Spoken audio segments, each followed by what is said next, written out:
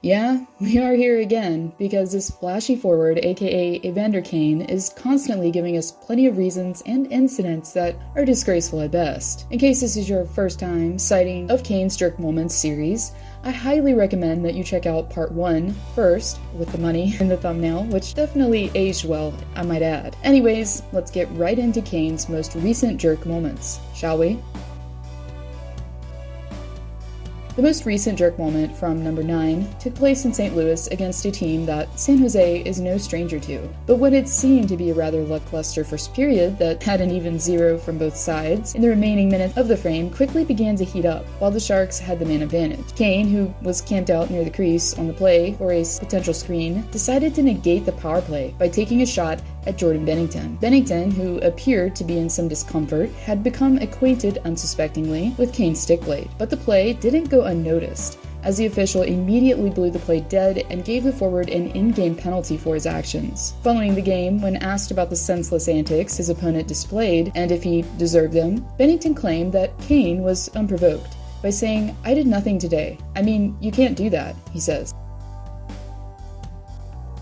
Sometimes, depending on the perpetrator, a play that could be seen as accidental or just plain awkward can be viewed either way, as intentional or not with intent. But knowing Kane and his usual brand of brash and questionable actions on ice, I wouldn't be surprised if he had a motive here, in this case either. During a regular season meeting in the desert against Arizona, the Coyotes would be hit with some devastating news after their captain unsuspectingly collided with Evander Kane. OEL, who was going behind the net to retrieve the puck in casual fashion, was blindsided by a hit. But it wasn't the hit itself that injured the defenseman, which wasn't really necessary but still not completely illegal. But it was the way Kane drove his stick into his opponent's neck that appeared suspect. And even if this was accidental, to me, if a player had remorse for his actions and legitimately cared for the other player's well-being, he wouldn't keep fishing for the puck as you see here, while his opponent is, sprawled out on the ice grabbing his face and obviously in pain. Kane appeared to have no concern and didn't even look back or even stop until the whistle was blown.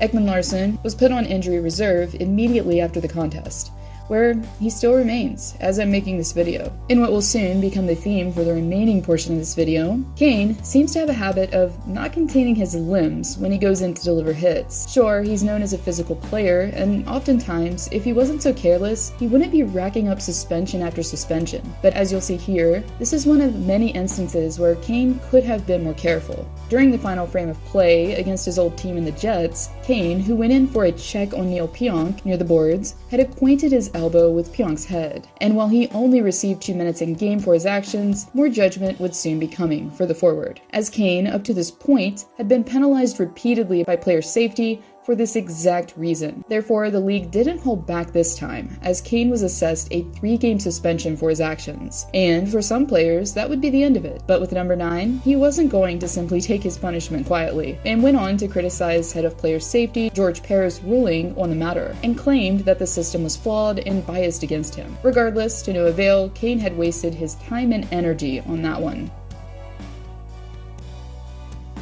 So yes, this one is kinda just one dirty player giving it to another, but in all actuality, no one deserves a blatant headshot, am I right? Anyways, the player who was on the receiving end of this one was Washington Capitals defenseman at the time, Radko Gudas, who, like Kane, as I mentioned, has a similar reputation. This one went down in the 3rd period as Washington was holding on to a 5-2 lead. Kane and Gudas seemed to skate towards each other, so both were obviously in on initiating the contact, but it's how Kane collided with his opponent that once again had him in the hot seat with player safety, as Kane's lower arm and fist could be shown making direct contact with the Blue Liner's head in painful fashion. Gudas, who is known as a tough customer, most likely wasn't exaggerating one bit here, as he had to be helped onto his own bench directly after and appeared to be quite shaken up on the play. Kane was immediately ejected from the remainder of the contest and even fined later on by the league. But it's what they fined him for that was most confusing, as a forward was fined the maximum amount of $5,000 upon the league's ruling for